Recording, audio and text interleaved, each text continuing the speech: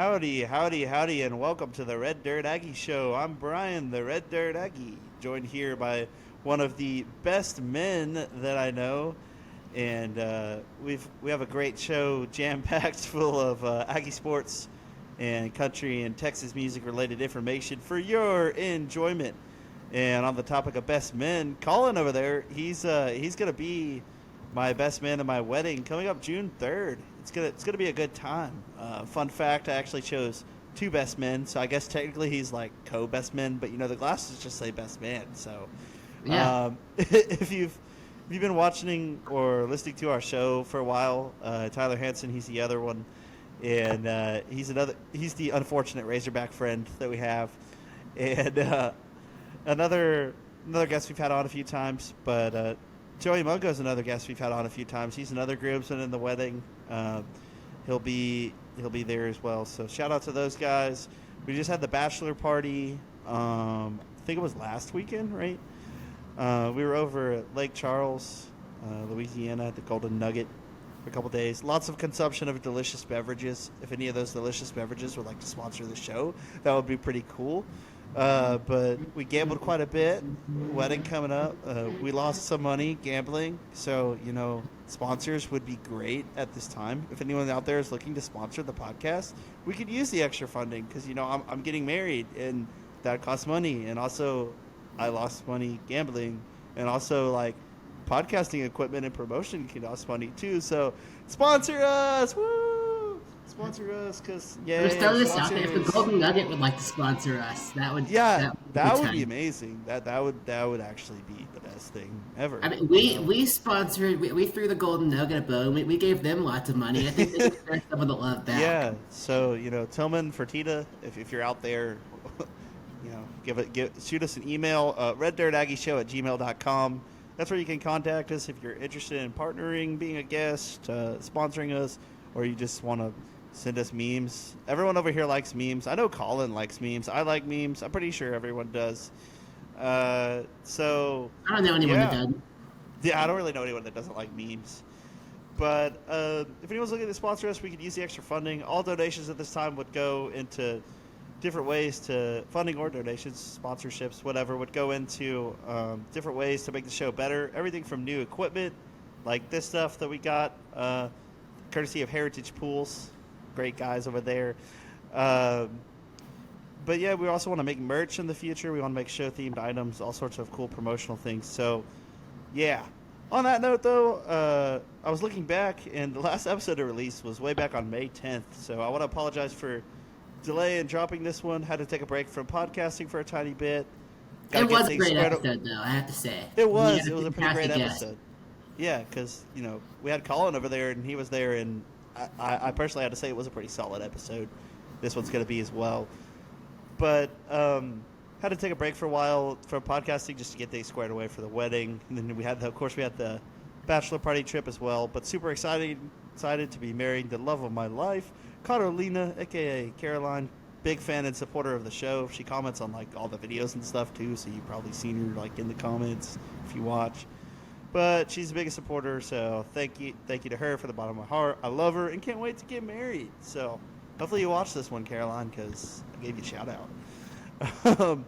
While the wedding is amazing and wonderful, it means we'll be taking some more time off from podcasting, though, for new episodes. But we'll be back probably near the end of June, after the honeymoon. So be sure just to stay in time for the Omaha preview. Absolutely, which we're going. Might as well. We're going to Omaha. It's happening. I'm manifesting it. It's going to happen. And we're going to get into sports now. I think we should go ahead and jump into sports. But stay tuned on all our social media. We'll let you know when new episodes are coming. And, of course, we'll still be providing updates via those as well. But we'll go ahead and we'll jump into sports. We'll start with football. Collin, you told me the Aggie football game times have been announced, right? So why don't you tell us a little bit about that? All right, so ESPN released their game times for the first 3 weeks of the football season. So the first game, opening up on September 2nd against New Mexico, is going to be at 7 o'clock against ESPN.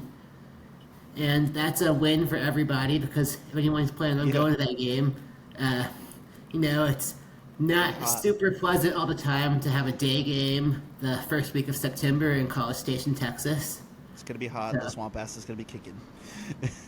so yes, So, that 7 p.m. swap after the tailgate, but at least the game is at 7 o'clock. It'll be a cool 92 degrees by that point. So Yeah, and more time to consume beverages before the game as well is always a good thing. absolutely.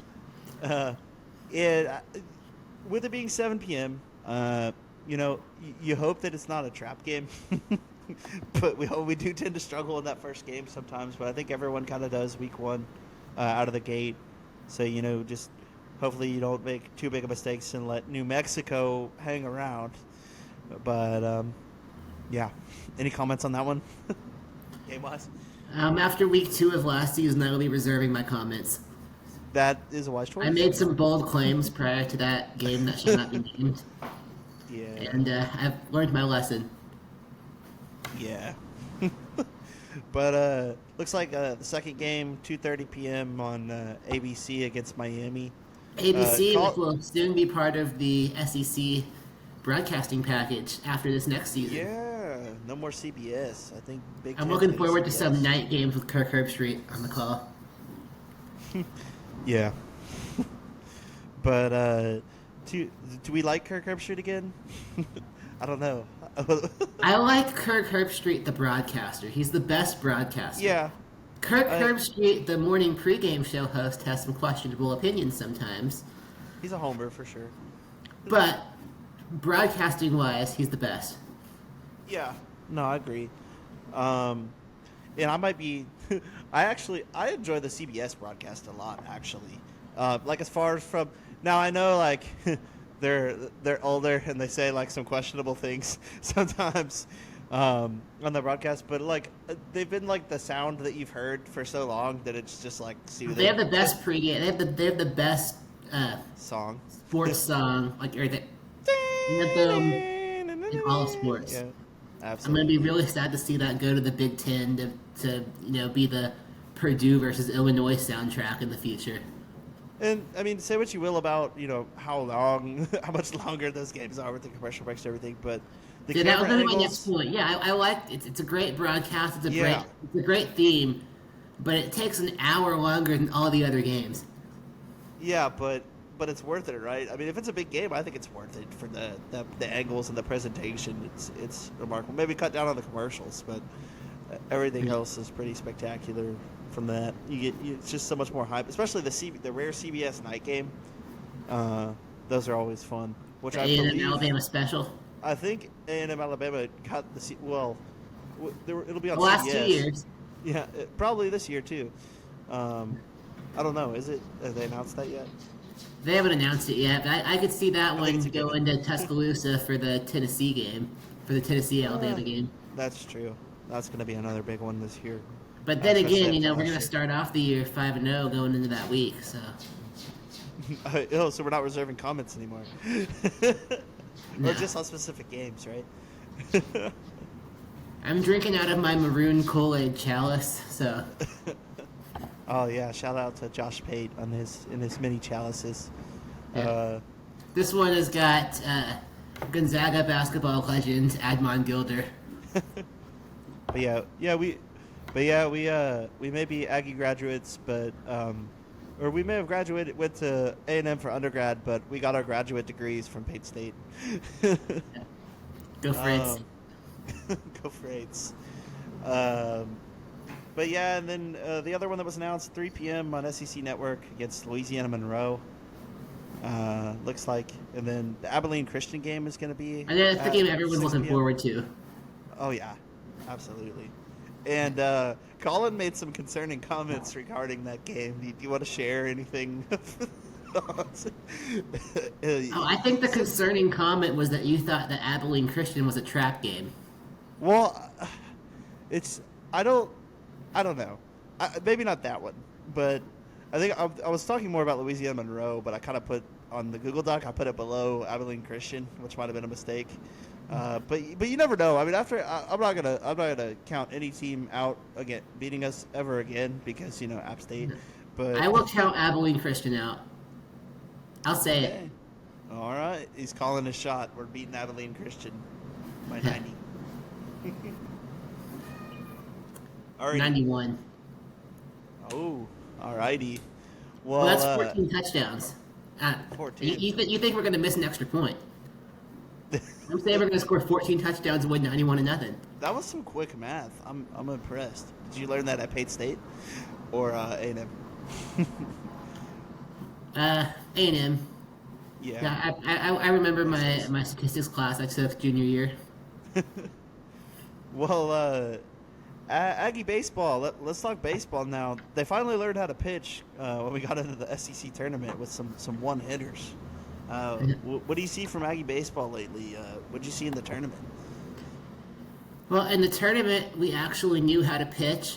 In the regular season, we did not know how to pitch. That was a big Our difference. ERA in the SEC or during SEC play was over 7, and we went 33 straight games, and that includes the midweek games against against Rice and Incarnate Word and these other schools.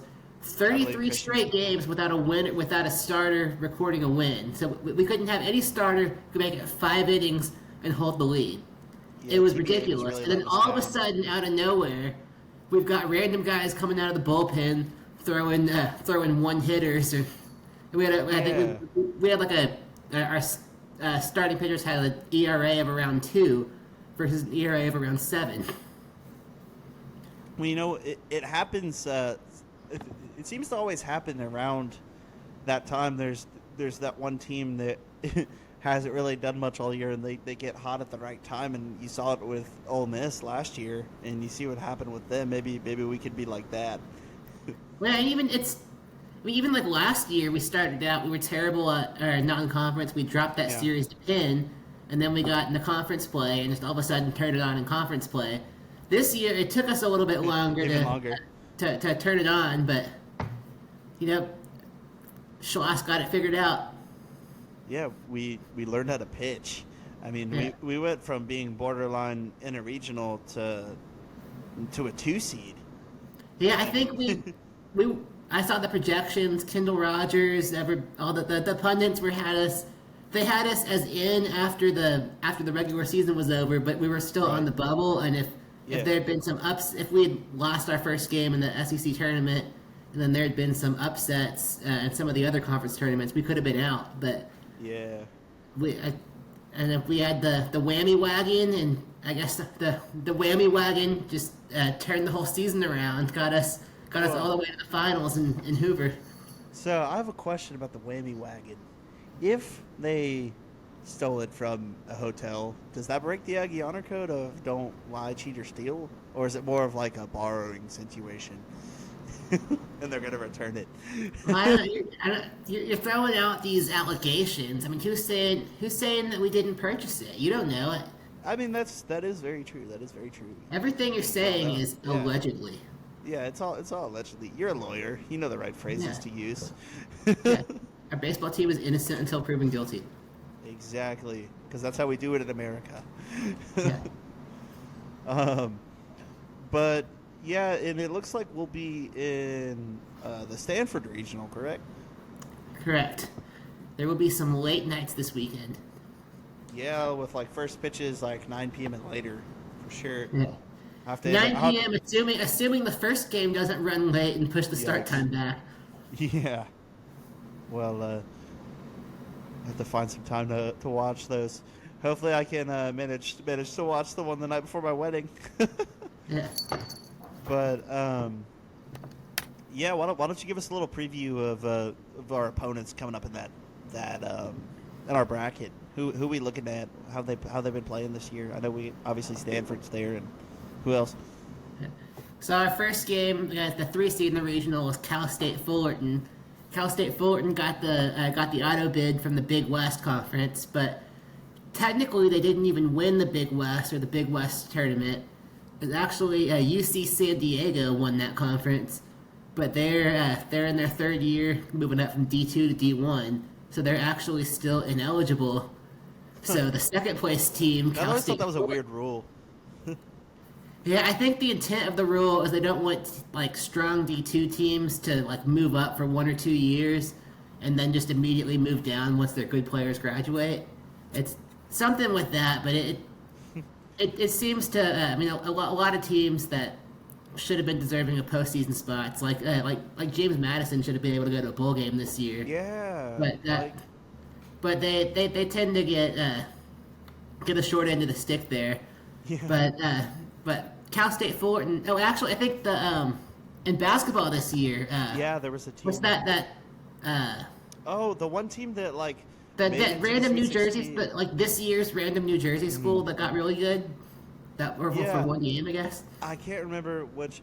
Yeah, they pulled off a huge upset, and then I think they even won more. Yeah, they actually shouldn't have been in the tournament. But they shouldn't have been there. Yeah. But they lost to a team that was ineligible because of that rule.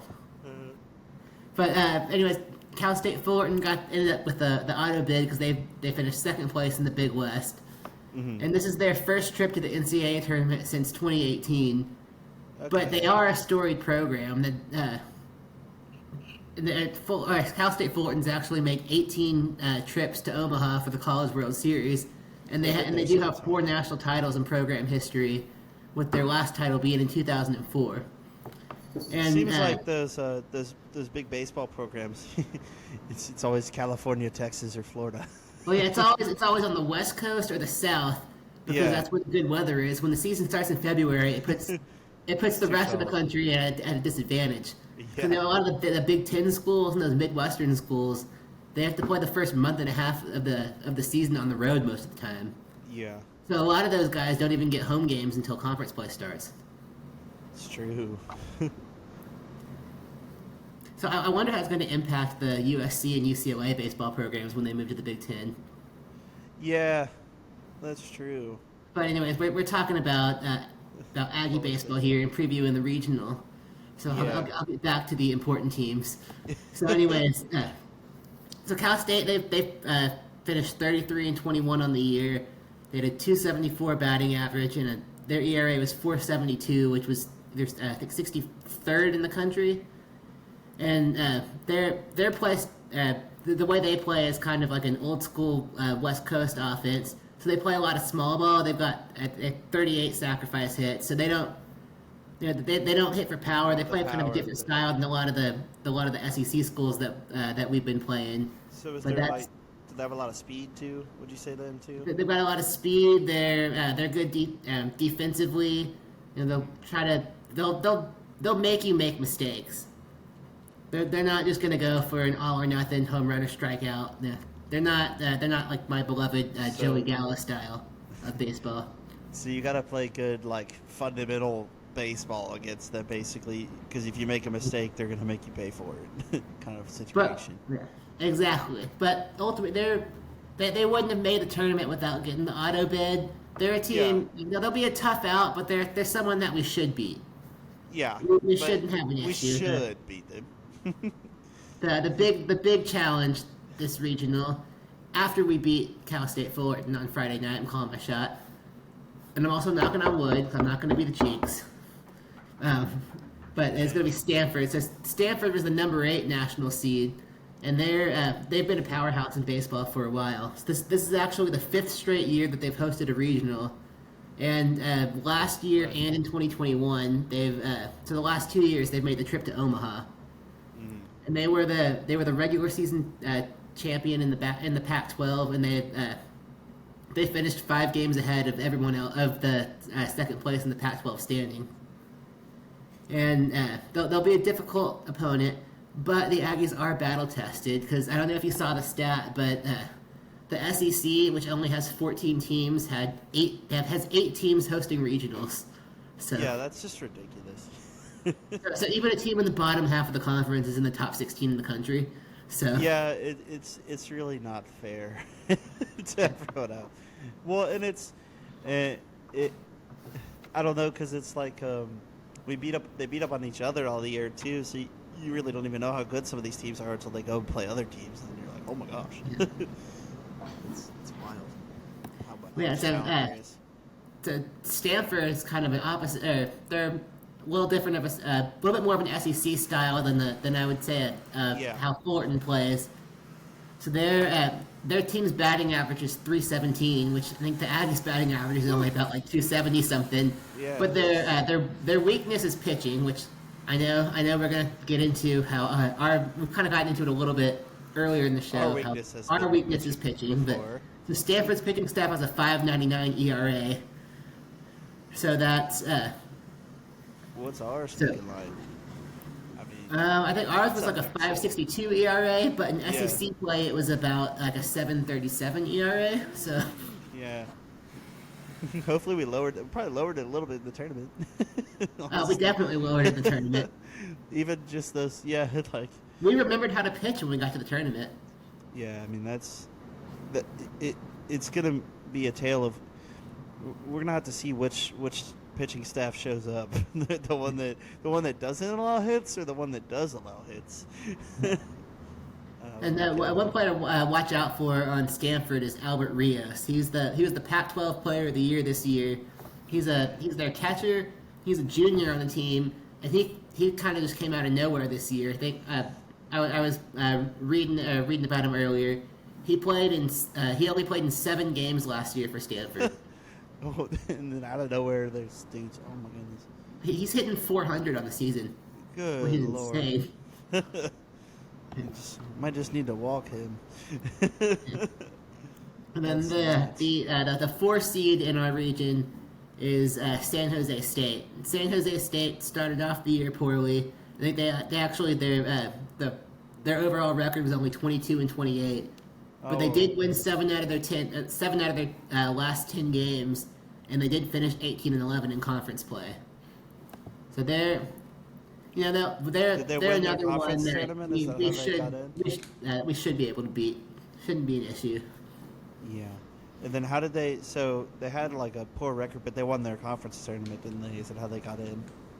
They did. And they had a winning record in conference play, so I think they played a little bit more of a challenging non-conference schedule and then kind of turned it around. Well, that's good. Which has happened before. I mean, I think I'm going to say it was 2008. Fresno State. They had a losing record all regular season. Got hot, won the Mountain West tournament, and they actually ended up winning the College World Series despite going into the tournament with a losing record. So it has happened. Yeah. You just never know if a team gets hot at the right time. When you have tournaments like this, same thing with March Madness or just anything like that, where it's a whole new season when you get to the postseason. So, well, especially something like baseball. I mean, you get your pitching staff hot, like the Aggies have now. You can ride that. You can ride that a long way. You could ride the whammy wagon all the way to Omaha. Oh, and speaking of losing records, since we brought that up, did you see how Tulane made the tournament this year? Yeah, they did make the tournament. They finished the year 19-40. So did they win their conference tournament? They had 13 wins going into the conference tournament. They were terrible, and then they won 6 straight games in the AAC tournament, and now they're the losingest team to ever make the tournament. 40 losses. 40 losses, but they can win the championship.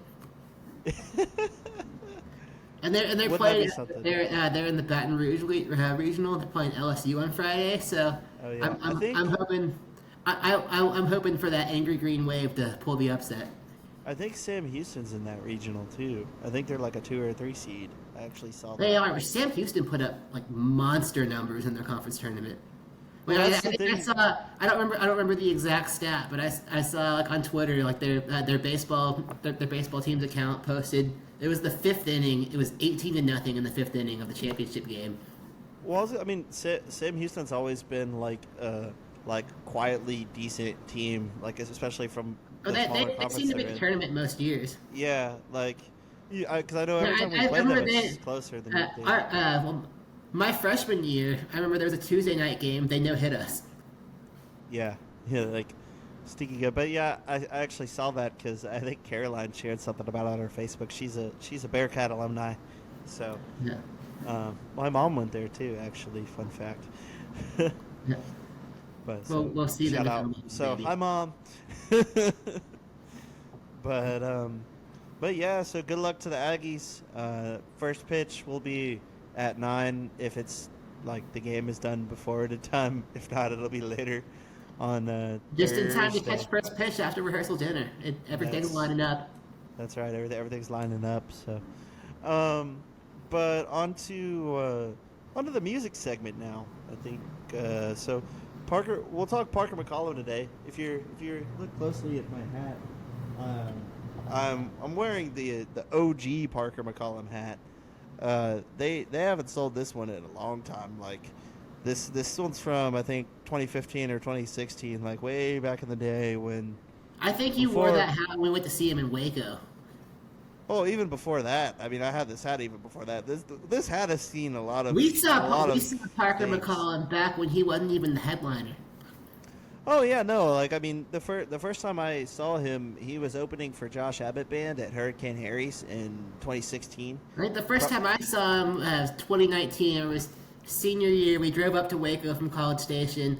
Saw him open for Turnpike Troubadours before they broke up, like right before they broke up. yeah, And then we drove back, and it was really sketchy because it was like it was heavy foggy. fog, and I Yeah. could not see the road in front of me. And also, I was kind of tired. It was just, it was. We were safe. Was it smart to drive back in that? No, but did we live? Yes. So Yeah, we went slow. it was a It concert. fine. Incredible. Yes, it was. Yeah, it was fine. We went slow enough, but I say it was fun because I wasn't driving, but I think it was fun. You know, we didn't die. So Yeah, I think you um, were asleep in the passenger seat, and I was like freaking yeah. out. I was like, oh my god. What? I was like, don't crash, don't crash, don't crash. Yeah, well, I remember the fog. Yeah, it was a little creepy, but but yeah, Parker's got a new album out now. It's good. It's better than good. It's great. I like it.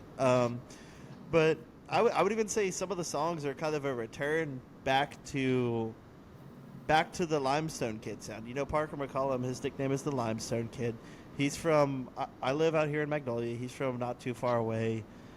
He's from Conroe, Texas, which is north of Houston.